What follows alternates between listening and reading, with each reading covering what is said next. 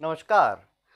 भारत के मंदिरों की गूंज, क्रांतिकारी नारों की आंधी और कला के कैनवास पर उतरी हुई राष्ट्रभक्ति, इन सब के बीच एक ऐसा नाम है जिसने न केवल इतिहास रचा बल्कि करोड़ों लोगों के हृदय में देशभक्ति की ज्योति प्रज्वलित की। आज हम बात करेंगे उस अद्भुत प्रतिभा के धनी, विशुद्ध राष्ट्रवादी और बहुआयामी व्यक्तित्व बाबा सत्यनारायण मौर्य की। 1965 मध्य प्रदेश के ब्यावरा जिले के राजगढ़ में जन्म।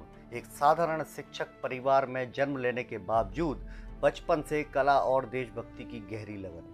पढ़ाई का खर्च निकालने के लिए शहर में साइन बोर्ड पेंटिंग यानी साधारण से काम में भी असाधारण हुनर। विक्रम विश्वविद्यालय उज्जैन से ड्राइंग और पेंटिंग में मास्टर ऑफ आर्ट्स और उसमें गोल्ड मेडल। बिना औपचारिक प्रशिक्षण के एक स्वाभाविक कलाकार बनना यही दिखाता है कि कला उनके भीतर जन्मजात थी। जब बाबरी मस्जिद का मुद्दा गरमा रहा था, तब राष्ट्रवादी चेतना को जन जन तक पहुंचाने का सबसे बड़ा हथियार था नारा, रामलला हम आएंगे, मंदिर वहीं बनाएंगे। इस नारे का पहला उच्चारण बाबा सत्यनारायण मौर्य ने किया था।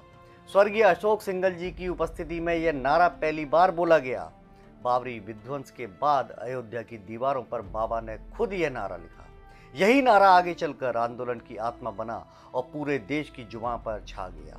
इतना ही नहीं, रामलला जिस टेंट में बरसों तक विराजमान रहे, वह टेंट भी सबसे पहले बाबा ने लगाया और मूर्तियों की स्थापना की। यह सिर्फ नारा या टेंट नहीं था, यह एक आंदोलन की आत्मा को जीवन देने का काम था। राम मंदिर आंदोलन ही नहीं, बाबा के योगदान की रेखाएं बहुत लंबी हैं। वनवासी आंदोलन, गोरक्षा आंदोलन, स्वदेशी आंदोलन, इन आंदोलनों को जीवंत बनाने वाले नारे, चित्र और प्रदर्शनी सब बाबा की कला और राष्ट्रभक्ति से निकले। असम में 8 वर्षों तक रहकर बाबा ने वहां राष्ट्रवादी विचारधारा की नींव मजबूत की। बाबा सिर्फ नारेबाज नहीं बल्कि एक संपूर्ण कलाकार हैं। कवि जिनकी कविताओं में राष्ट्रभक्ति का गूढ़ दर्शन है, गायक और संगीतकार जिनकी धुनें लोगों को आंदोलित करती हैं, वक्ता जिनकी वाणी भारतीय जनमानस में जागृति लाती है, चित्रकार और कार्टूनिस्ट जिनके चित्र भारत माता की जय जयकार कराते हैं।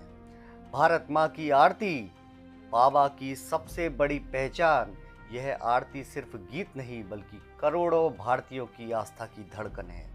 कम ही लोग जानते हैं कि जब नरेंद्र मोदी पहली बार गुजरात के मुख्यमंत्री बने थे और उसके बाद चुनावी दौर चला, तो मोदी जी की अनेक स्पीच और चुनावी नारे बाबा सत्यनारायण मौर्य की ही कलम से निकले। गुजरात की राजनीति में बाबा के विचारों और नारों ने मोदी जी के संदेश को जनता तक गहराई से पहुंचाया। यानी जो विचार आगे चलकर न्यू इंडिया के विजन में दिखते हैं, उनकी झलक पहले से ही बाबा की कलम में मौजूद थी। बाबा का राष्ट्रवाद भारत तक सीमित नहीं है। अमेरिका के हिंदी सम्मेलन से लेकर वेस्ट इंडीज तक बाबा ने भारत माता और राष्ट्रवाद पर प्रदर्शनियां लगाई।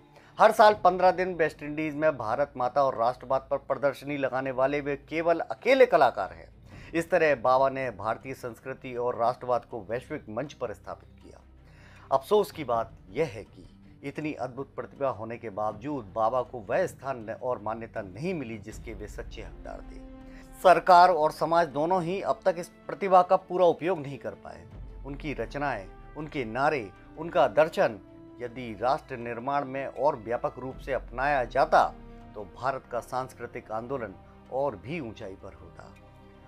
राम मंदिर आंदोलन की दीवारों पर लिखे गए शब्द हों, मोदी जी की शुरुआती स्पीच की पंक्तियां हो, भारत माता की आरती हो या फिर वैश्विक मंच पर प्रदर्शनी, हर जगह एक ही हस्ताक्षर मौजूद है, बाबा सत्यनारायण मौर्य।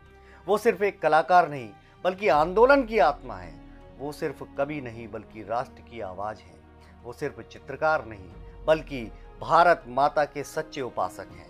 आज जरूरत है कि हम इस अद्भुत व्यक्तित्व को पहचानें, उनके योगदान को याद करें और आने वाली पीढ़ियों तक पहुंचाएं। नमस्कार।